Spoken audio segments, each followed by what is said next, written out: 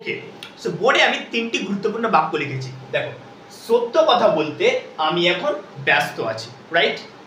সত্য কথা বলতে আমি এখন পড়ছি। সত্য কথা বলতে আমি এখন পড়ছি। সত্য কথা বলতে তারা স্কুল যায় না।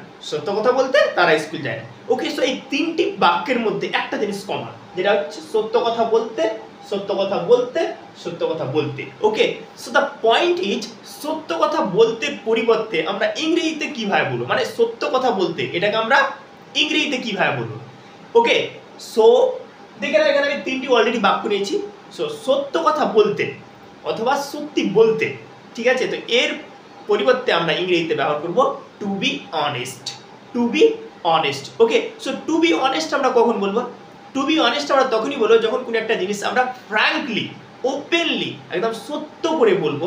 সেক্ষেত্রে আমরা ইংরেজিতে ব্যবহার করবো টু বি অনেস্ট। ওকে, তো কি লেখা আছে বাক্যটা দেখো, সত্য কথা বলতে আমি এখন ব্যস্ত আছি। তাহলে এটাকে আমরা বলবো টু বি অনেস্ট। তাহলে দেখো, সত্য কথা বলতে তার পরিবর্তে কি দিলাম? To be honest. তাহলে to be honest, I am busy now. হয়ে গেল, একদম easy. Okay, to be honest, I am busy now. তো এটা তোমার বন্ধু তোমাকে ফোন করেছে যে তোমাকে মানে ঘুরতে যাওয়ার জন্য ডাকছে এবং তুমি ব্যস্ত আছো, তাহলে কি বলবে? যে to be honest, I am busy now, অর্থাৎ সত্যি বলতে অথবা সত্য কথা বলতে আমি এখন ব্যস্ত আছি। ওকে, তারপরে বাক্যটা কি আছে? সত্য কথা বলতে আমি এখন পড়ছি। সত্য কথা বলতে আমি এখন পড়ছি। ওকে, সো এটাকে আবার কিভাবে বলবে? একই রকম ভাবে যে আমরা প্রথমে কি লাগিয়ে দেব? Two be honest. পেয়ে গেল, টু বি অনেস্ট, আমি এখন পড়ছি। এবার তারপরের বাক্যটা যেটা আছে ওটাকে ইংরেজিতে করে দিলেই হয়ে যাবে।